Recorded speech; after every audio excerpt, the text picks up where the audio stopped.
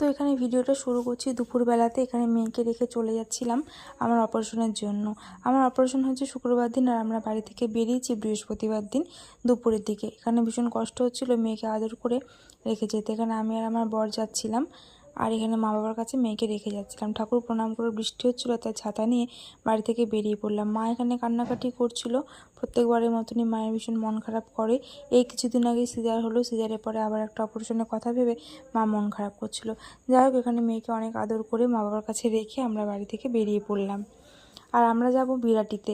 বিরাটিতে আমাদের একটু রিলেটিভ আছে, তাদের বাড়িতে গিয়ে আগের দিন উঠবো, মানে ওখানেই থাকবো, কারণ ওখান থেকে কলকাতার রুবিতে যেতে আমাদের একটু সহজ হবে। যেহেতু আমাদেরকে ডক্টর বলেছে শুক্রবার দিন সকাল 7:30টার মধ্যে ভর্তি হতে, আর সেদিনকেই ওটি হবে, সেই কারণে আগে আগে বেরিয়ে পড়ছি।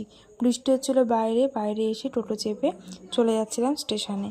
আর যেহেতু রিলেটিভের বাড়িতে যাব, তাই এখান থেকে আমরা যাওয়ার সময় মিষ্টিটা নিয়ে যাব, কারণ যেতে যেতে অনেকটা রাত হয়ে যাবে, কারণ অনেকটা পথ যেতে হবে।